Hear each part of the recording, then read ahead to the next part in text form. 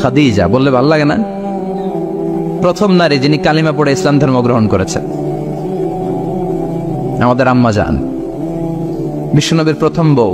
25 বছর বিশ্বনবীর সাথে সংসার করেছেন, 3 বছর বিশ্বনবীর সাথে জেল খেটেছেন, শিয়াবে আবি তালেবে।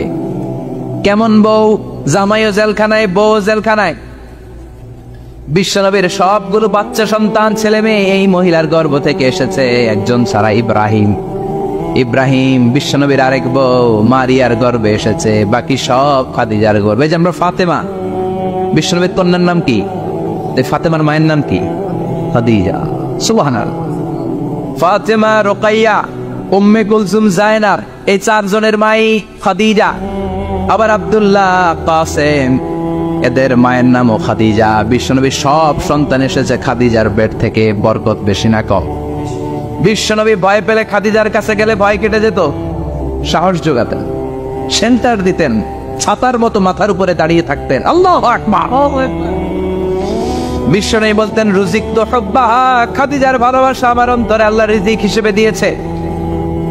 আবার বিশ্বনবী বলতেন, আল্লাহ যেই কিয়ামতের দিন বন্ধু বন্ধুরে চিনবে না, ভাই ভাইরে চিনবে না, কেউ কাউরে চিনবে না, ওই কঠিন দিনে আমি আমার খাদিজারে যেন ভুলে না যাই, আমার খাদিজারে যেন দেখা মাত্রই চিনতে পারি এটা আমার খাদিজা। খাদিজাকে নিয়ে মা আয়েশা একদিন একটা কটু কথা বলেছিল। ও নবী, কবে আপনার এই বুড়ি মহিলা, বুড়ি বউ খাদিজা ইন্তেকাল করেছে, তারপরে কত সুন্দরী সুন্দরী বউ আমরা এসেছি। আমার ভালো লাগে না? খালি বুড়ির কথা কন কেউ? খালি বুড়ির কথা স্মরণ করেন। আমরা আছি, আমাদের দিকে তাকান, আমরা কত সুন্দরী, আমরা কত ভালো। বিশ্বনবী রেগে গেলেন, মা আয়েশাকে এইভাবে ধরলেন। জীবনে কোনোদিন কোন স্ত্রীর গায়ে হাত তোলে নাই, শুধু ওই দিন মা আয়েশাকে এইভাবে ধরেছিলেন আর বলেছিলেন, আয়েশা খবরদার, জীবনে এই কথা বলবা না। আমার খাদিজা আমার বিপদের দিনের সঙ্গিনী, তোমরা আমার সুখের দিনের সঙ্গিনী।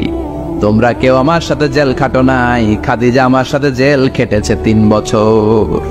কয় বছর? কি মহিলা ছিল! বিশ্বনবীকে সবসময় আগলে রেখেছে, শেল্টার দিয়েছে, প্রতিভক্ত ছিল। খাবার নিয়ে বিশ্বনবীর জন্য এদিক সেদিক যেতেন, বিশ্বনবী না আসলে খেতেন না। বিশ্বনবীকে কলিজার চাইতো বেশি ভালোবাসতো, পতি যা বলবে তাই শুনতো। ও মায়েরা, খাদিজাতুল কুবরার জীবনী থেকে আপনাদের জন্য শিক্ষা হলো প্রতিভক্তি। কি ভক্তি? এখন প্রতিভক্তি নাই, আমরা করি নারী ভক্তি। এখন নারী নির্যাতন কমে গেছে বাংলাদেশে, বেড়ে গেছে পুরুষ নির্যাতন। কথা কন। এখন আমরা ভক্তি করা লাগে, আমরা ভক্তি না করলে ঘরে খাওয়ান নাই, এরকম ঝামেলা আছে না নাই? কথা বলেন। মায়েরা, বোনেরা, আপনার স্বামী যদি আপনার উপর নাখোশ থাকে, আপনার ইবাদত আপনাকে বাঁচাতে পারবে না। আমাদের চ্যানেলটি লাইক করুন, কমেন্ট করুন আর শেয়ার করতে ভুলবেন না।